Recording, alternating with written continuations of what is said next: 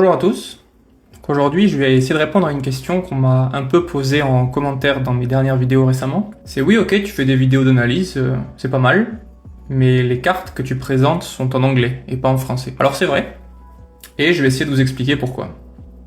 Donc déjà, ce qu'il faut savoir, c'est que moi, je considère qu'il y a en gros 3 langues qui m'intéressent le plus pour ce qui est des cartes Pokémon. Donc en premier, il y a les cartes en anglais, dans lesquelles j'investis. En 2, il y a les cartes en japonais, que je collectionne. Et en 3, il y a les autres. Bon, et entre autres, parmi les autres, évidemment, il y a la langue française qui est en haut du lot.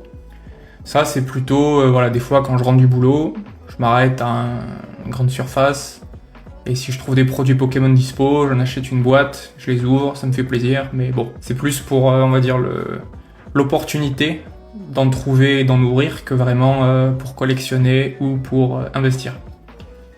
Par exemple, les seuls sets que j'ai complétés, ce sont des sets en japonais.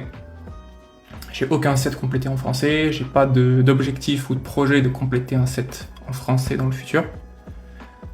Et également, parmi mes cartes les plus chères, c'est principalement des cartes anglaises, des cartes japonaises, et j'ai quelques cartes françaises, mais je n'ai pas du tout investi dedans, ce sont des cartes de quand j'étais enfant, que j'ai retrouvées en relativement bon état, que je pourrais vous montrer un jour peut-être. Et voilà, donc pour moi, les cartes Pokémon, il y a 3 piliers, c'est l'anglais, le japonais et le reste. Donc maintenant, si j'essaie de vous expliquer pourquoi j'investis uniquement, ou disons principalement en langue anglaise, eh bien c'est parce que pour moi, elles ont un potentiel d'investissement supérieur à toutes les autres langues. Et ça, c'est expliqué par plusieurs critères. Le premier, c'est la liquidité, ensuite la reconnaissance au niveau mondial, ensuite la profondeur du marché, et bon, même si vous allez me dire que les performances passées ne présagent pas des performances futures, le rendement historique. Donc si je m'intéresse d'abord au marché global, le marché global, pour les cartes Pokémon comme pour la plupart des autres business, c'est l'anglais, la langue de référence. Là, le marché maintenant est mondialisé, que ce soit pour les produits, les services ou les cartes Pokémon, et la langue numéro 1 dans le monde, c'est l'anglais. Ce qui fait qu'il y a beaucoup de parallèles qui peuvent se faire entre les cartes Pokémon et les autres business, de façon générale, avec, disons, numéro 1 en termes de pourcentage du volume global de transactions, les États-Unis. C'est aussi vrai pour les cartes Pokémon.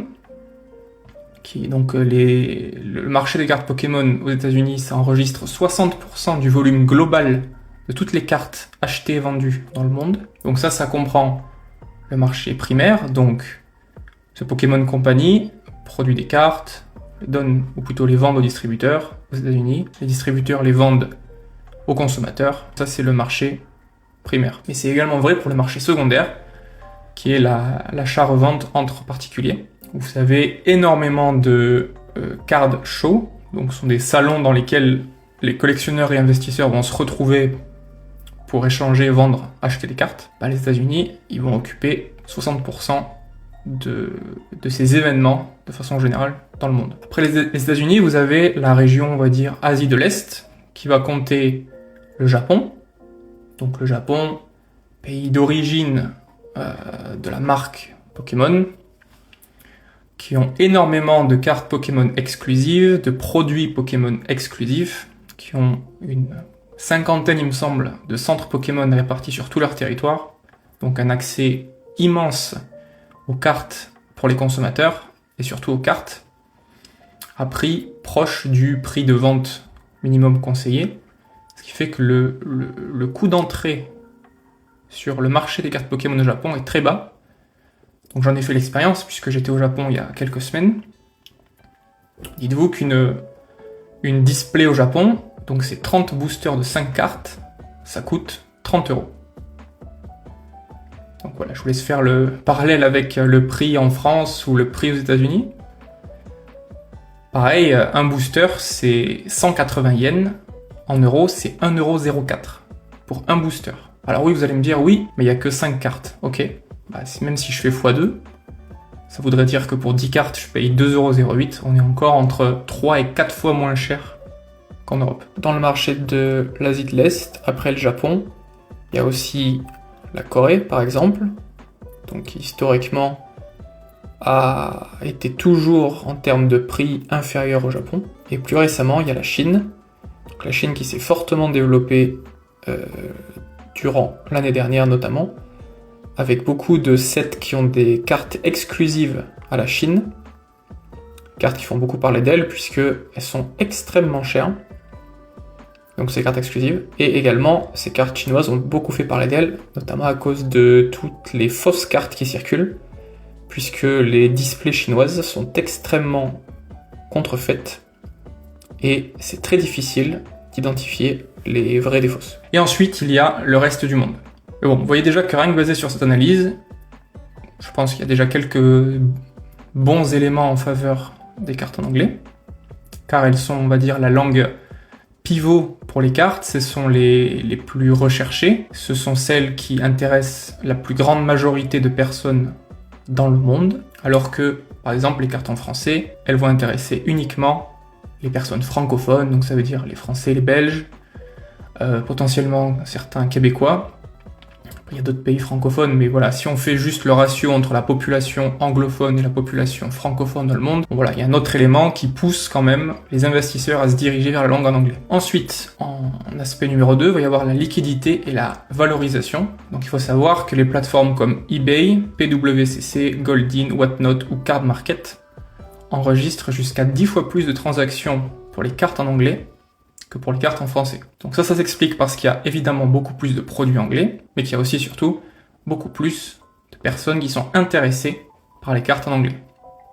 Et ça, c'est très important puisque ça va garantir au marché de la liquidité, c'est-à-dire que le jour où vous voulez vendre une carte, vous allez vous renseigner sur son prix, vous allez faire, je sais pas, une offre à 90-95% du prix de vente, parce que vous voulez la vendre vite, vous allez la mettre en ligne, et du coup, vu que le marché est 10 fois plus volumineux en anglais, vous avez entre guillemets 10 fois plus de chances, si je fais un parallèle un peu rapide, de vendre une carte en anglais que de vendre une carte en français. Donc vous vous rendez bien compte que c'est quand même intéressant d'avoir l'opportunité de vendre rapidement une carte si on a besoin d'argent par exemple. Ensuite, donc là c'était l'aspect liquidité, il y a l'aspect valorisation, donc globalement, c'est pas vrai tout le temps, mais globalement, les cartes en anglais se vendent plus cher que les cartes en français. Et les produits scellés en anglais se vendent plus cher que les produits scellés en français. Et je vais rajouter un autre élément, c'est du coup la quantité de produits disponibles, vu qu'elle est bien plus importante en anglais qu'en français, ça rend le marché beaucoup plus résistant aux manipulations. C'est-à-dire que,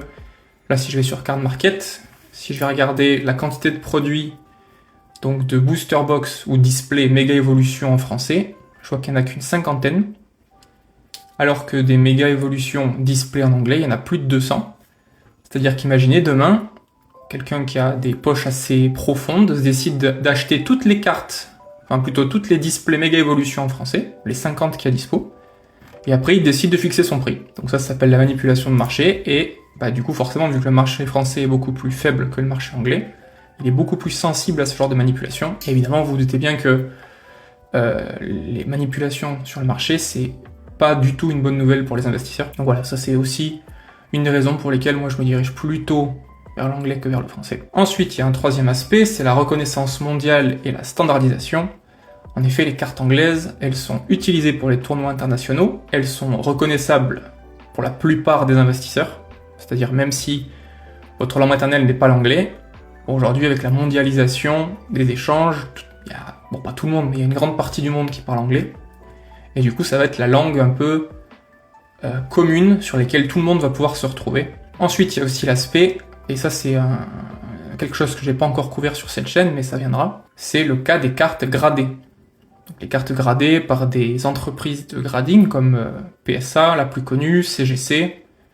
En France, on a PCA, par exemple, et il y a Ace aussi au Royaume-Uni. Donc ce qu'il faut savoir, c'est qu'il y a beaucoup plus de cartes gradées en anglais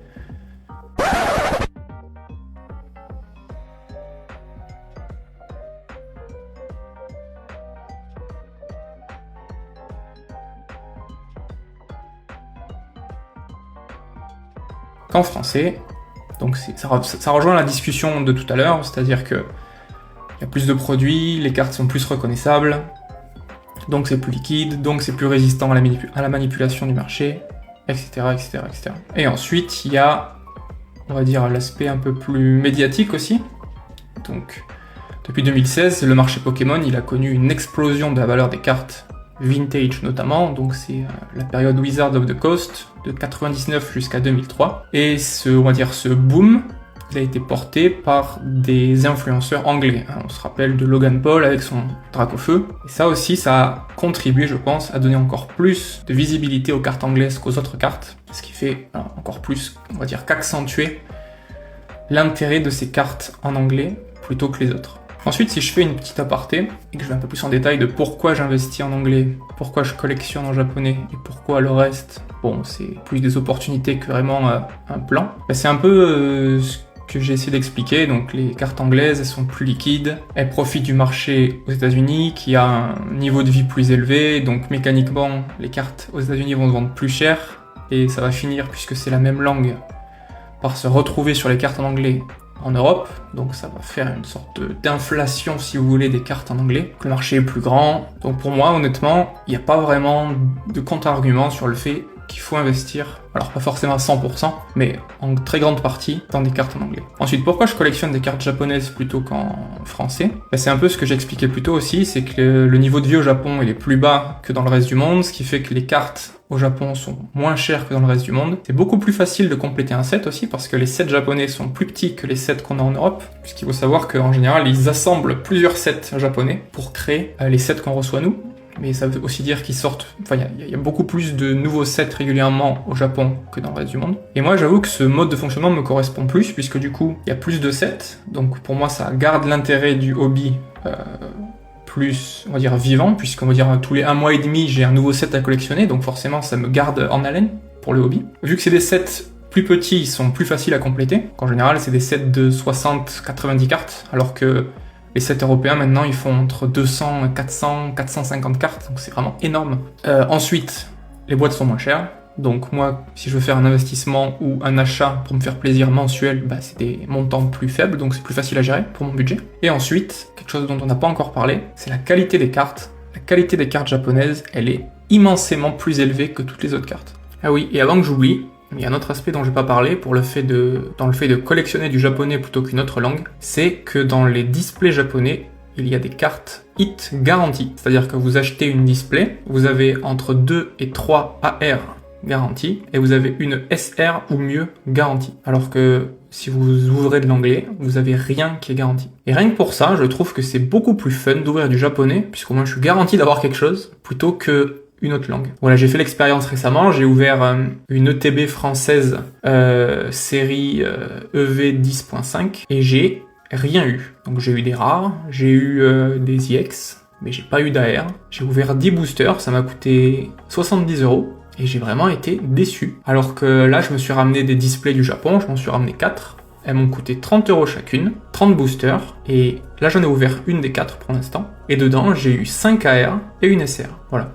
Donc ça, c'est aussi à prendre en considération. Donc voilà, pour toutes ces raisons, les cartes japonaises, c'est moins cher, c'est moins recherché, donc c'est moins la guerre pour en avoir, et c'est plus joli. Donc pour moi, c'est tous les éléments qui sont cochés pour collectionner des cartes en japonais. Et ensuite, le français. Bon, le français, voilà, c'est des opportunités. J'en ai quelques-unes, mais j'en ferai pas la collection, c'est trop difficile d'accès, je trouve, avec tout le boom qu'il y a eu en France récemment. Trouver des cartes en magasin, c'est très compliqué, et voilà. Donc pour toutes ces raisons, maintenant vous savez pourquoi j'investis en anglais, je collectionne en japonais, et parfois, quand j'ai des opportunités, j'ouvre du français. Voilà, merci d'avoir regardé cette vidéo, je vous dis à la prochaine, salut!